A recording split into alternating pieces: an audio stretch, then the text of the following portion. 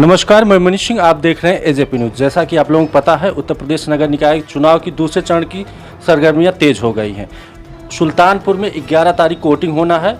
इससे में जितने भी प्रत्याशी हैं अपने दमखम के साथ जुटे हुए हैं। हमारे साथ प्रत्याशी हैं, आइए इनसे बातचीत करते हैं किन मुद्दों पर चुनाव लड़ रहे हैं। पिछली बार भी रह चुके हैं पार्षद, अब की बार फिर चुनाव लड़ रहे हैं। अब की बार किन किन मुद्दा होगा चुनाव का? सर, आपका नाम क्या है? मेरा नाम डॉक्टर संतोष कुमार सिंह है, वार्ड नंबर 20 सीताकुंड सभासद। सर, आपका अब की बार क्या मैनिफेस्टो रहेगा? चुनाव मुद्दा क्या है? निश्चित तौर पर सरकार की योजनाओं को 100% वार्ड में चूँकि लाके जो है उसका काम कराना। चूँकि सभासद का जो काम होता है वो प्रस्ताव देने का और अपने जनप्रतिनिधियों से काम लाने का काम होता है।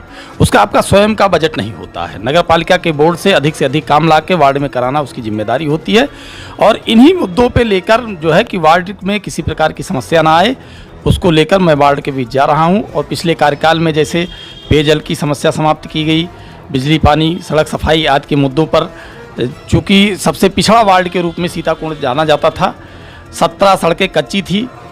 भारतीय जनता पार्टी की सरकार आने के बाद चूँकि भारतीय जनता पार्टी का सभासद था तो उनके सहयोग से 17 में से 16 सड़कें पक्की हुई। इस बीच एक कच्ची सड़क जो बची हुई थी, चुनाव से ठीक पहले उसका टेंडर हुआ, टेंडर पड़ चुका है और वो भी सड़क जो है कुछ ही समूह में पक्की हो जाएगी। तो कच्ची सड़क के रूप में पूरे वार्ड में आज की डेट में एक भी सड़क नहीं बची है। मार्ग प्रकाश की व्यवस्था भी बड़े पैमाने पर की गई। जिन गलियों में खम्भे नहीं थे, 250 से उससे अधिक खम्भे गाड़े गए। सरकार की योजना में उज्ज्वला गैस था, जो है सौभाग्य योजना थी जिसमें विद्युत का मुफ्त कनेक्शन था। इसके अलावा कोरोना जैसे महामारी में जो है जब पूरा देश त्राहि त्राहि कर रहा था, विदेशों में त्राहि था, तब ऐसे में सरकार का सहयोग लेकर सीताकुंड वार्ड में बड़े पैमाने पे जो है अनाज का वितरण, भोजन का वितरण और लोगों को, जो लोग कहीं ठेला गुमटी आदि लगाते थे और किसी कारण उनका व्यवसाय पूरी तरीके से क्षतिग्रस्त हो गया था, रुके, तो उन्हें सहायता दिलाने का काम सरकार के माध्यम से कराया गया। इसके अलावा 57 हैंडपाइप सरकार की तरफ से जो है विभिन्न वार्ड के विभिन्न क्षेत्रों में गाड़े गए। बहुत से काम हुए। हाँ, ये है कि एक कार्यकाल में सारे काम नहीं हो पाते हैं, कुछ काम अधूरे भी रह जाते हैं।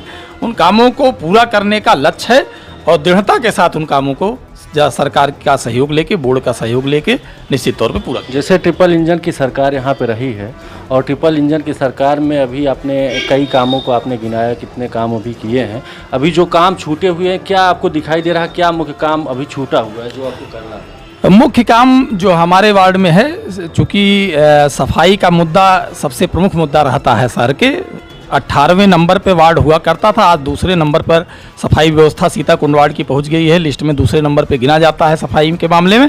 उसे मुझे पहले नंबर पर लाना है कि स्वच्छता के मामले में पहला नंबर में वार्ड गिना जाए। इस अभियान के तहत मैं काम करूंगा। इसके अलावा MGS की सड़क है और महाकालेश्वर मंदिर की 2 सड़कें जो बची हुई हैं, क्षतिग्रस्त हो गई हैं, उन्हें नए सिरे से बनवाने का लक्ष्य है। और साथ में जो सड़कें टूटी हुई हैं, नालियाँ टूटी हैं, रिपेयरिंग के काम बचे हुए हैं, रिपेयरिंग काम बड़े पैमाने पे करना है। पार्कों का संद, चूँकि सीताकुंड वार्ड में ही पूरे शहर का एकमात्र पार्क है, उस पार्क को जिले का प्रमुख पार्क बनाने का लक्ष्य है और उस दिशा में काम भी चल रहा है जो है।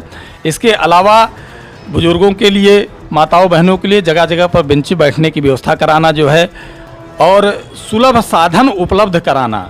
क्योंकि जब तक जनप्रतिनिधि सुलभ नहीं रहेगा तब तक साधन आ नहीं पाएगा। आप सबके सहयोग से और सरकार के सहयोग से साधनों को जनता तक पहुंचाना ये मेरी जिम्मेदारी होगी। से उत्तर प्रदेश सरकार बड़े बड़े दावे करती है, कह रही है कि पूरा उत्तर प्रदेश गड्ढा मुक्त प्रदेश हो गया है, तो इस पर आपकी क्या राय है? निश्चित तौर पर इस सरकार में सड़कों का बहुत अच्छा काम हुआ। बड़े पैमाने पर सड़कों के जाल बिछाए गए। एक साथ ही जहाँ 70 साल से गड्ढे रहे हों उनको ये अचानक नहीं समाप्त किया जा सकता है, उसमें कुछ समय लगेगा। इस दिशा में सरकार प्रयास कर रही, काफ़ी बड़ी मात्रा में गड्ढों को समाप्त कर चुकी है। कुछ बचे हैं वो भी पूरे हो जाएंगे। अभी अब कुछ बचे हुए हैं? हाँ, कुछ बचे हुए हैं जिस पे काम चल रहा है। DPR बना हुआ है, एस्टीमेट बना हुआ है। निश्चित तौर पर मुझे आशा है कि अगले 6 महीनों में वो समाप्त हो जाए। अगर भारतवर्ष में क्वेश्चन पूछना उचित नहीं रहे, क्योंकि आप पार्षदी का चुनाव लड़ रहे हैं और प्रदेश स्तर का मैं क्वेश्चन आपसे पूछ रहा हूं, अगर बस आपका राय इस पर मैं जानना चाहता हूं। अभी देखा जाए पूरे भारतवर्ष में सबसे ज़्यादा युवाओं की तादाद है।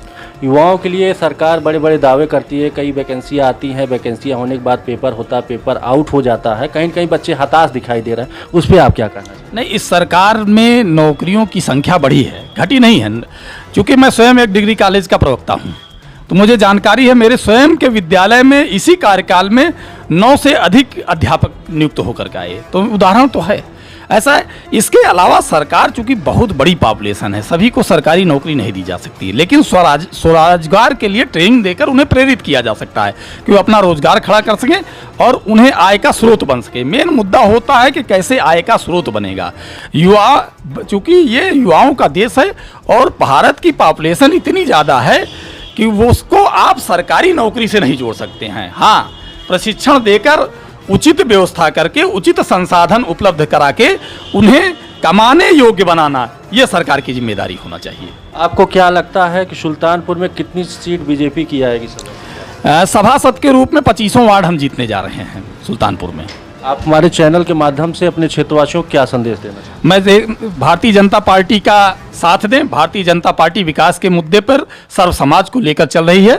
निश्चित तौर पर जिस तरीके से उत्तर प्रदेश प्रगति कर रहा है भारतवर्ष में और विश्व में, आज योगी आदित्यनाथ जी के नेतृत्व में भारतवर्ष में उत्तर प्रदेश रोशन हो रहा है, उस दिशा में आप सहयोग करें और निश्चित तौर पे उत्तर प्रदेश के साथ, जिले के साथ वार्ड की भी स्थिति बदलने वाली है।